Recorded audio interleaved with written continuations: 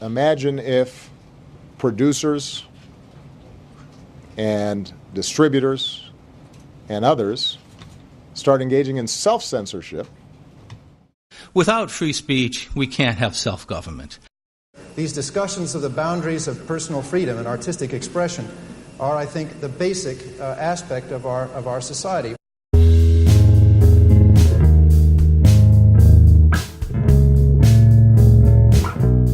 The liberties of freedom of speech or of the press in the First Amendment protect a citizen's right to express their opinion and speak out against grievances.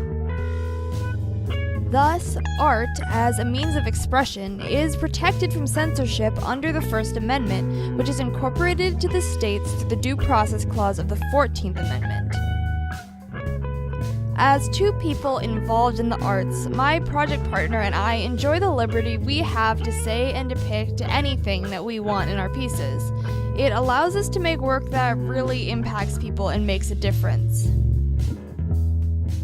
We went out and spoke with some other artists to see how they felt that the First Amendment has had an impact on their art.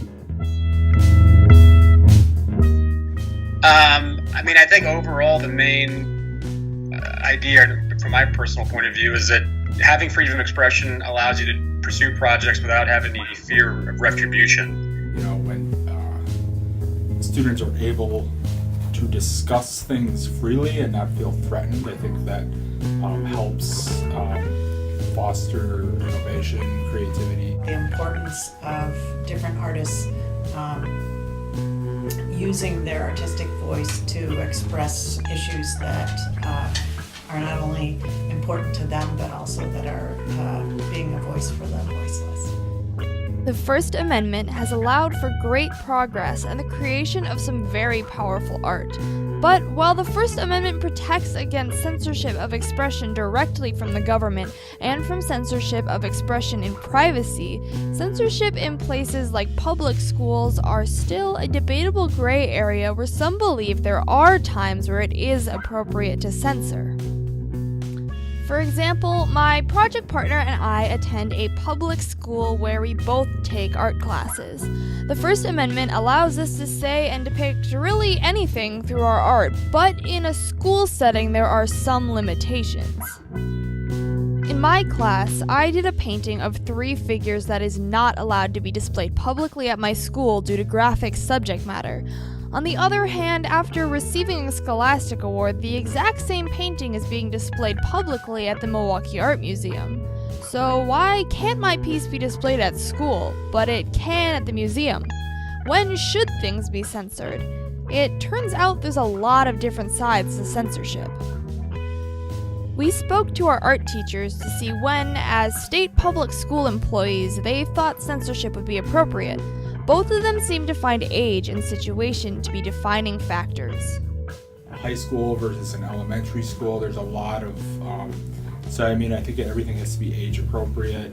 Certain minds are not developed enough to be able to handle certain, topics and images and visualizations and stuff like that is just not appropriate. We also spoke to 2 artists and professors at the University of Wisconsin-Milwaukee, and they found subject matter of the speech to be important as well.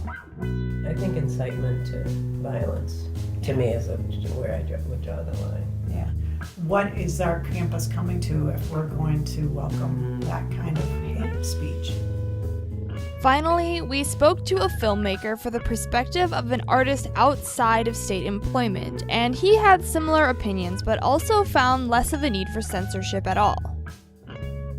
I think there's common sense censorship, which maybe, I don't know how you write a law about that, but there's hate speech, there's stuff that's only made to antagonize and try to destroy other people's lives with no other motivation besides that. I think there's no room for that.